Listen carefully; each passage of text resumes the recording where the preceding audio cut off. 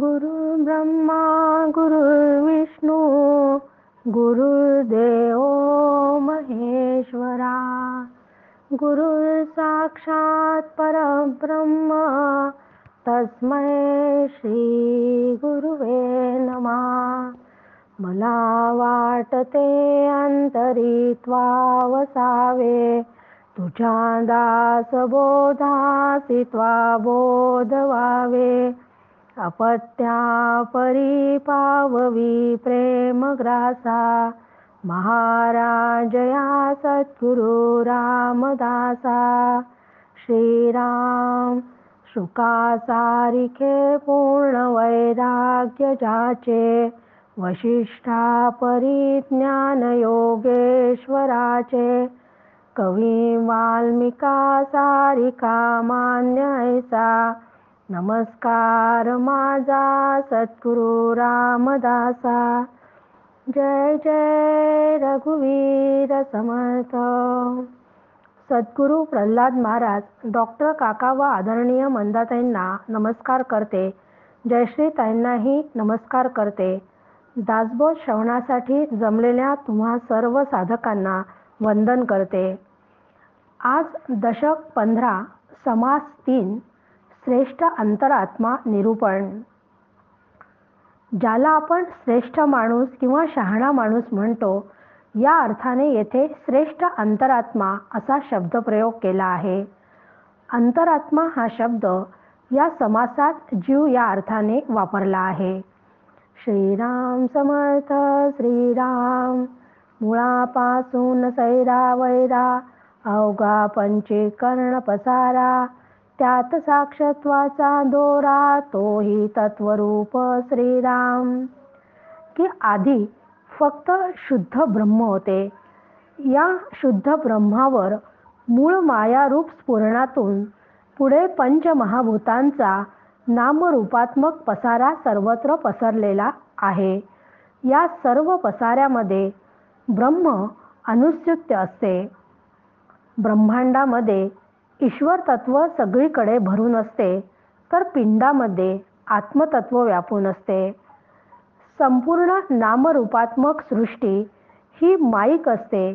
या नामरूपात्मक सृष्टीच्या पसाऱ्यात व्यापून राहणारा त्याचा साक्षी ईश्वर सुद्धा माईकच आहे. दुरस्ता दाटल्या फौजा उंच सिंहासनी राजा याचा विचार समजा अंतर्यामी श्रीराम. की हा अंतर्यामी कसा आहे तर जसा राजा उंच सिंहासनावर बसतो आणि त्याच्या फौजा 2 ओळीत त्याच्यासमोर दाटीवाटीने उभे असतात. यातलं वर्म विचाराने लक्षात घ्यायचे की राजाच्या केवळ सत्तेवर फौज काम करत असते. तसेच ईश्वराच्या केवळ सत्तेवर जडचेतन सृष्टी चालते. देह मात्र अस्थिमासांचे तैसेची जाणावे नृपतीचे. मुळापासून सृष्टीचे तत्वरूप श्रीराम. की सर्व शरीरे ही अस्थिमासांचीच असतात. फौजेतील सैनिक व राजा यांचीही शरीरे अस्थिमासांचीच असतात. त्यांचीही दोघांचीही शरीरे सारखीच असतात. त्याचप्रमाणे जड चेतनात्मक सृष्टी व तिचा साक्षी ईश्वर हे पण दोघेही माईकच असतात. रायेचे सत्तेने चालते परंतु अवघी पंचभूते. मुळी अधिक जाणिवेचे ते अधिष्ठान आहे श्रीराम.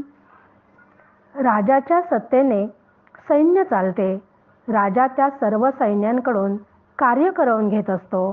तरीही त्या राजाचे व सैन्यांचे दोघांचेही शरीर 5 भौतिकच आहे. त्या दोघांमध्येही जाणीव आहेच परंतु राजाजवळ सत्ता असते आणि ही सत्ता हे अधिक तत्व आहे. त्याचप्रमाणे या संपूर्ण सृष्टीत जीवात्मा व ईश्वर दोघेही राहतात. दोघांमध्येही जाणीव असतेच. संपूर्ण चेतन व अचेतन पदार्थात ती जाणीव असतेच परंतु अचेतन पदार्थात बुद्धी नसल्याने त्यात चिदाभास नसतो. चिदाभासाचा आपण अभ्यास बऱ्याच वेळा केला आहे की चिदाभास म्हणजे आत्मा अधिक बुद्धी आणि बुद्धीत पडलेले आत्म्याचे प्रतिबिंब, यालाच आपण जीव म्हणतो. हा चिदाभास म्हणजे जीव व ईश्वर या दोघांमध्येही आहे. जीवामध्ये 3 गुण म्हणजे सत्व रज तम असतात. त्यामुळे बुद्धीतील चिदाभास मलिन वाटतो, कारण प्रत्येक जीवातील गुणांचे प्रमाण कमी अधिक असते. ईश्वर मात्र शुद्ध सत्वगुणी असल्याने त्याचा चिदाभास स्वच्छ भासतो. त्याला समर्थ इथे मुळातील अधिक जाणीव म्हणतात. विवेके बहुत पैसावले, म्हणून अवतारी बोलिले, मनु चक्रवर्ती झाले, येण्याची न्याय श्रीराम. येथे उदंड जाणीव, तेची तितुके सदैव, थोडे जाणिवेने निर्देव, होती लोक श्रीराम. की अशी अधिक जाणीव असणारे संत महात्मे विवेकाने व्यापक होतात, म्हणूनच त्यांना ईश्वराचे अवतार म्हणतात. ईश्वराप्रमाणेच त्यांचाही सत्वगुण वरच असतो. म्हणून ज्ञानेश्वर महाराज म्हणतात की हे विश्वची माझे घर, संपूर्ण जगाला स्वतःचे घर समजणे हा अत्यंत व्यापक विचार आहे. तर समर्थ म्हणतात, मी आहे जगत जीवनी निरंतर, मी शरीराने गेलो तरी आत्मरूपाने मी या जगात निरंतर आहे. केवढा हा आत्मविश्वास! आपण आत्मरूप आहोत, त्यामुळे आपण इथे निरंतर राहणारच आहोत याची ग्वाही त्यांनी दिली. त्यामुळे आत्म्यासारखा व्यापक विचार हा अत्यंत मोलाचा, म्हणूनच तर त्या संतांना अवतार म्हणतात. मनु हा जगाचा आद्य पुरुष व सर्व सत्ताधीश असल्याने त्याला चक्रवर्ती म्हणतात.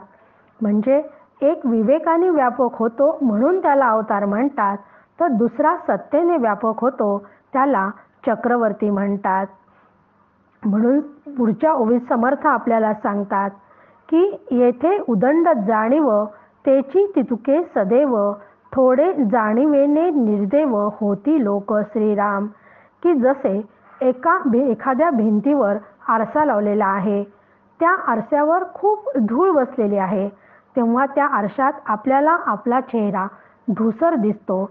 पण तो आरसा कपड्याने जर पुसून स्वच्छ केला, म्हणजे धूळ पुसली, की आरशात आपले प्रतिबिंब म्हणजे चेहरा अगदी स्पष्ट दिसतो. त्याचप्रमाणे आपली जी बुद्धी जी अत्यंत शुद्ध स्वच्छ असते, तेव्हा त्या बुद्धीत चिदाभास अधिक प्रकाशमान असतो. जेवढा जास्त प्रकाश तेवढी ती व्यक्ती दैवी मानावी. पण बुद्धी अशुद्ध असेल तर बुद्धीतील प्रकाशमान चिदाभासाचे भान कमी असते. त्या बुद्धीची ग्रहण करण्याची शक्ती कमी असल्याने ती निर्दैवी होते. म्हणून बुद्धी शमादमाचा अभ्यास करून विवेकाच्या साह्याने व्यापक करून घ्यावी. हा व्याप वाढविण्यासाठी मात्र प्रयत्न करायला हवे. व्याप आटोप करती, थके चपेटे सोसिती, तेने प्राणी सदैव होती, देखत देखता श्रीराम. की आपण अनेक कथा पुराणांमध्ये नेहमी वाचतो ऐकतो की कोणी एक अत्यंत दरिद्री असतो, पण तो कुठले तरी व्रत करतो, कुठली तरी पोथी वाचतो आणि काय आश्चर्य, अचानक लक्ष्मी त्याच्यावर प्रसन्न होते. त्याच्या झोपडीचे रूपांतर राजमहालात होते. जिच्या अंगावर फाटकी साडी होती तिच्या अंगावर भरजरी पैठणी दिसते. असे स्वप्न चांगले आहे, कहाणी पण चांगली आहे, परंतु समर्थांचा असल्या भाकड कथा चमत्कारांवर अजिबात विश्वास नाही. जरी प्रत्येकाला असे मनातल्या मनात वाटत असले की माझी परिस्थिती अशी क्षणात बदलून जावी, कोणती तरी जादूची कांडी फिरावी, त्याप्रमाणे सर्व सुख अचानक प्राप्त व्हावे, तरी असे होणे एकाएकी कदापि शक्य नाही, असे समर्थ निक्षून सांगतात. त्यासाठी आपल्या कामाचा व्याप वाढवावा लागेल. व्याप वाढविण्यापेक्षा आपण उपद्व्यापच वाढवितो. पण समर्थ म्हणतात, आपल्या कामाचा व्याप वाढवावा, ध्येय नेहमी मोठे ठेवावे व ध्येय साध्य करण्यासाठी अविरत अखंड प्रयत्न करावेत. असे प्रयत्न करीत असताना सगळेच लोक आपल्याला सहकार्य करतील, सर्व परिस्थिती आपल्याला अनुकूल असेल असे अजिबात समजू नये. कारण प्रयत्न करताना अनेक संकटाचा सामना करावाच लागत असतो.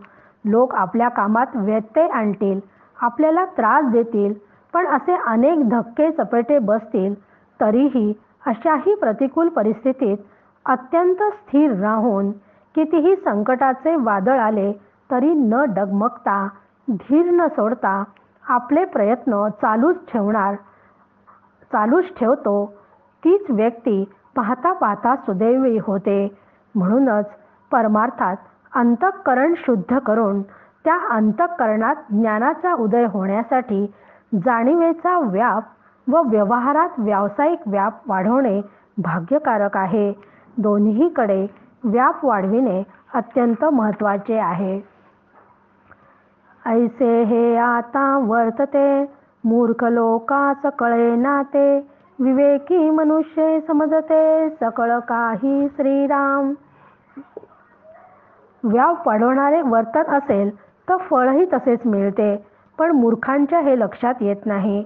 पण जो बुद्धिमान असतो त्याला या सगळ्याचे उत्तम आकलन होते.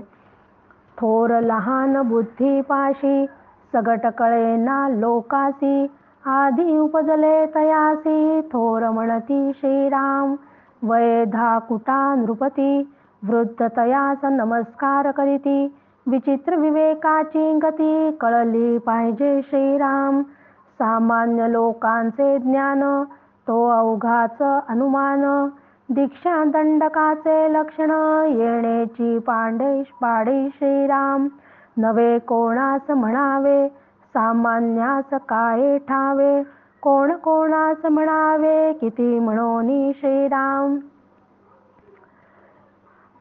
आता आपल्या रोजच्या व्यवहारात उपयोगी पडतील अशा ओव्या समर्थ आपल्याला इथे सांगतात आहेत की सर्वसामान्यपणे आपण असे समजतो की ज्याचं वय जास्त त्यालाच आपण मोठे आणि थोर समजतो, पण एखाद्याचं वय लहान असलं तरी त्याची बुद्धी महान असू शकते. पण हे सर्वसामान्य लोकांना कळत नाही. कधीकधी राजा वयाने लहान असला तरी प्रजेतील वृद्ध त्याला नमस्कार करतात. अशी विवेकाची गती खरंच विचित्र असते, पण हे समजून घ्यावे लागते. सर्वसामान्य लोकांची बुद्धी परंपरागत ठोकताळ्यावर आधारलेली असते. पारंपरिक पद्धतीने आपल्याकडे सुद्धा बघा, मुलांची मौंज केल्या जाते. मग त्या मौंजीमध्ये वडील मुलाला दीक्षा देत असतात. मग ही दीक्षा देताना ते सांगतात की गायत्री मंत्राची दीक्षा देतात. पण इथे समर्थ आपल्याला सांगतात आहे की एखादा पिता मूढ असला तरी परंपरेने वडिलांनीच दीक्षा दिली पाहिजे ही परंपरा असल्यामुळे तो मूढ असला तरी त्याच पित्याकडून दीक्षा घेतल्या जाते. म्हणून समर्थ म्हणतात की नवे कोणास म्हणावे सामान्यास काय ठावे, की जे तुम्ही समजता ते बरोबर नाही, पण असे किती जणांना समजावून द्यावे, कारण सामान्यांना काहीच कळत नाही. कोणाकोणाला किती वेळा सांगायचे. 10 कुटा भाग्यास चढला तरी तुच्छ करीती तयाला, या कारणे सलगीच्या लोकाला दुरी धरावे श्रीराम. एखाद्या कुटुंबात किंवा समाजामध्ये वयाने लहान असलेल्याला खूप मोठी प्रतिष्ठा मिळते. आयुष्यात लवकर खूप त्याला यश मिळते, प्रतिष्ठा मिळते, त्यामुळे त्याचा भाग्योदय होतो. पण असे झाले तरीही त्याला त्याच्यापेक्षा वयाने मोठे असणारे लोक क्षुद्रच समजतात, की ते सहजच म्हणून टाकतात की तो दिसल्याबरोबर की हा इतका मोठा झाला, पण लहानपणी कसा होता ते आम्हाला चांगले माहीत आहे. गल्लीत नुसता दिवसभर भरकटत होता, आता मात्र हुशारकी दाखवतो. अशा बोलण्याला एकच कारण असते की हा वयाने लहान असतानाही प्रतिष्ठा त्याला मिळाली आहे की जी मोठ्यांनाही मिळाली नाही. असे लोक त्या लहानांचा मोठेपणा मान्य करत नाही. म्हणून भाग्यवंताने अशा लोकांपासून 4 हात दूरच राहावे. नेमस्त कळेना वचन, नेमस्त नये राजकारण, उगेची धरती थोरपण, मूर्खपणे श्रीराम. नेमस्त काहीच कळेना, नेमस्त कोणीच मानिना, आधी उपजले त्या थोरपणा, कोण पुसे श्रीराम. वडिला वडीलपण नाही, धाकुट्या धाकुटपण नाही, ऐसे बोलती त्याच नाही, शहाणपण श्रीराम. की ज्याला बोलण्याचा स्पष्ट अर्थही कळत नाही, राजकारणाची वर्मही लक्षात येत नाही, तो सुद्धा मूर्खपणाने आपल्या वयाने आलेला मोठेपणालाच घट्ट धरून बसतो आणि खरोखर ज्याच्याजवळ ज्ञान आहे तो त्याच्यापेक्षा लहान असला तरीही त्याचं तो ऐकून घ्यायला तयार होत नाही. स्वतःला निश्चितपणे कशाचंच आकलन होत नाही, पण ज्याला आकलन झाले त्याचेही तो ऐकावयास तयार होत नाही. असा माणूस केवळ आधी जन्माला आला म्हणून तो मोठा ठरतो, त्याच्या मोठेपणाला कोण किंमत देणार. म्हणून जे खरे मोठे आहेत त्यांना मोठेपणा द्यावयाचा नाही, जे खरोखर कनिष्ठ आहेत त्यांना तसे म्हणावयाचे नाही. असे ज्यांचे बोलणे असते ते शहाणे नसतात. गुणे वीण वडीलपण, हे तो अवघेच अप्रमाण, त्याची प्रचित प्रमाण, थोरपणी श्रीराम. की माणसाचा मोठेपणा कशावर अवलंबून आहे हा एक न सुटणारा प्रश्न आहे. कारण माणूस वयाने वाढला म्हणजे तो मोठा झाला असे म्हणायचे काय, की वयाने वाढला यात त्याचे कौशल्य काय आहे.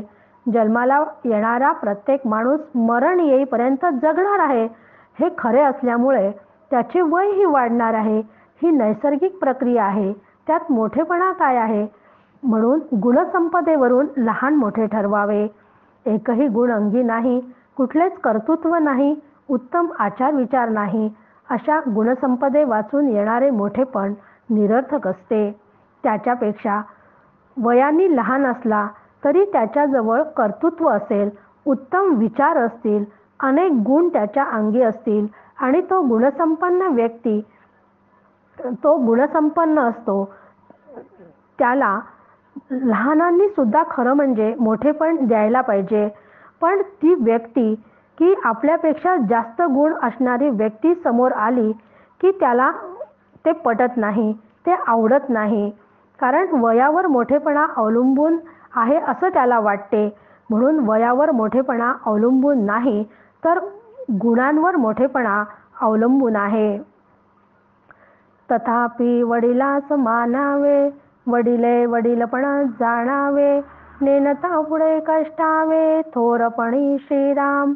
पण हे सर्व खरे असले तरी वयाने जे वडील असणारे असतात त्यांचा आदर करावा, त्यांना त्यांचा मान द्यावा, वडिलांनी आपला वडीलपणाही सांभाळावा.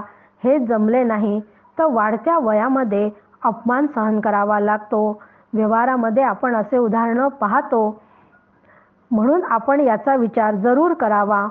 तस्मात वडील अंतरात्मा, जेथे चेतला तेथे महिमा, हे तो प्रगटची आहे आम्हा, शब्द नाही श्रीराम. की समर्थ आपल्याला सांगत आहेत की प्रसंगाने केलेला सगळा व्यावहारिक उपदेश आता येथे संपला. एकूण अंतरात्मा सर्वश्रेष्ठ असून हा अंतरात्मा म्हणजे माणसामध्ये असणारी जाणीव म्हणजे ज्ञान. ज्ञानाने जाणीव विस्तार पावते. ज्या प्रमाणात विचार करणारी बुद्धी स्वच्छ व स्थिर असते त्या मानाने ती यथार्थ ज्ञान देते.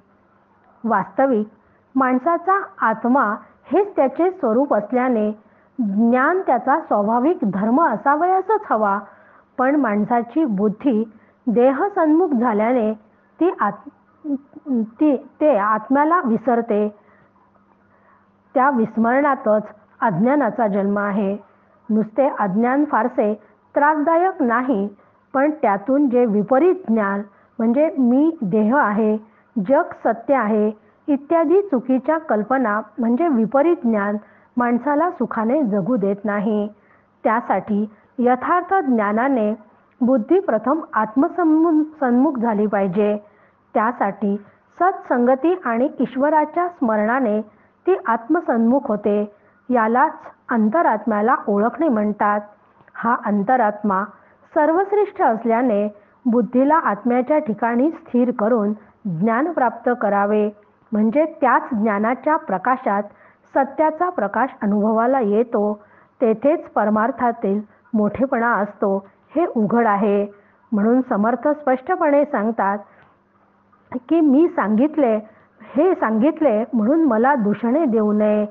संतांना खरंच समाजाविषयी किती तळमळ असते. जागोजागी ते आपल्याला सावध करत असतात. या कारणे कोणी एके शहाणपण शिकावे विवेके, विवेक न शिकता तुके तुटो न जाती श्रीराम. म्हणून सर्वांनी विवेकाची कास धरून शहाणे व्हावे. विवेक नसेल तर सर्व प्रकारे माणसाची किंमतच जाते.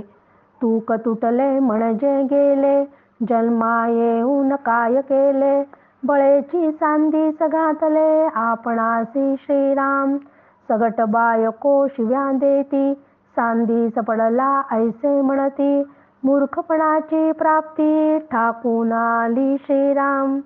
की माणसाची किंमत ही त्याच्या कार्यावरून ठरते. म्हणून कार्य करीत असताना कुठल्याही प्रसंगात धीर सुटता कामा नये, नाहीतर सर्व प्रयत्नांवर पाणी पडते. अशा माणसाला किंमत राहत नाही. किंमत नसेल तर माणसाला दिनवाणे जीवन, कधी कधी अपमानास्पद वागणूक मिळते. मग त्याने जन्माला येऊन काय मिळवले? केवळ धीर संयम सोडल्यामुळे तो स्वतःला अडगळीत टाकून घेतो, पराभूत जीवन जगतो. अशा माणसाच्या नकर्तेपणाची चर्चा स्त्रियांमध्ये सुद्धा होते. मग सर्व स्त्रिया त्यांची छिथू करतात व तो अडगळीत पडला असे म्हणतात. आयुष्यभर केलेल्या मूर्खपणाचे हे फळ भोगण्याची वेळ त्याच्यावर येते. ऐसे कोणी एके न करावे, सर्व सार्थकची करावे, कळेना तरी विवरावे ग्रंथांतरी श्रीराम. शहाण्यास कोणी तरी बहाती, मूर्खास लोक दौडून देती, जीवास आवडे संपत्ती तरी शहाणे व्हावे श्रीराम. म्हणून कोणीच असे करू नये. जीवनाचे सर्व प्रकारे सार्थक करावे. ते कसे करावे हे स्वतःला कळत नसेल तर ज्याला ते कळले आहे अशा संत सद्गुरूंच्या आश्रयाला जावे. अनेक शास्त्रा ग्रंथातून ते समजून घ्यावे. चतुर बुद्धिमंताला लोक स्वतःहूनच सगळीकडे बोलवत असतात. मूर्ख मात्र घरी आला तरी त्याला बाहेर काढतात. माणसाला जर गुणसंपदा व कीर्ती हवी असेल तर त्याने स्वप्रयत्नाने ती गुणसंपदा संपादन करावी व कीर्ती मिळवावी. तरच ते शहाणे होतील. अहो या शहाणपणा कारणे बहुतांचे कष्ट करणे, परंतु शहाणपण शिकणे हे उत्तमोत्तम श्रीराम. जो बहुताच मानला तो जाणावा शहाणा झाला, जणी शहाण्या मनुष्याला काय येऊणे श्रीराम. अहो या शहाणपणासाठी अनेक लोक अनेक प्रकारचे कष्ट करतात, पण कितीही कष्ट पडले तरी त्याचा कंटाळा न करता ते अविरत कष्ट करतात. कारण ते कष्ट करूनच शहाणपण मिळवणे हे अधिक हिताचे आहे. आणि असा हित साधणाराच अधिक लोकांना मान्य होतो.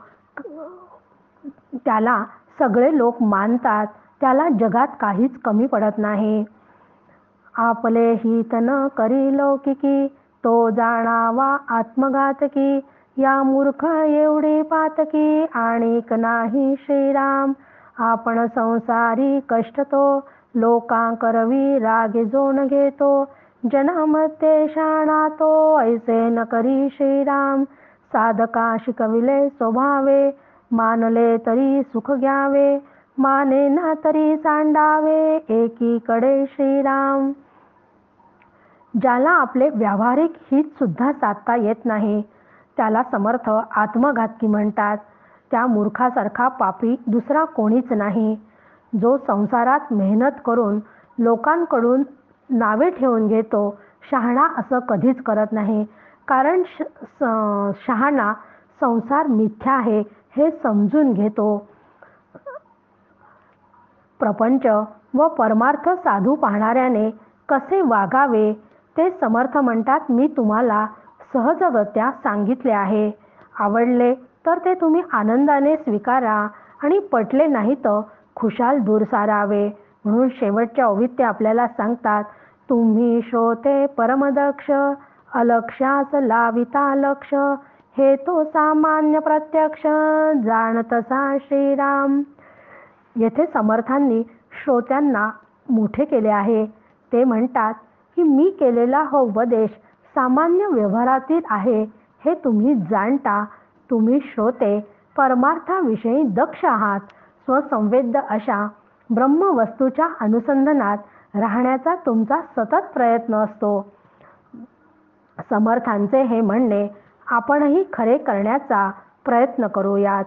जय जय रघुवीर समर्थ.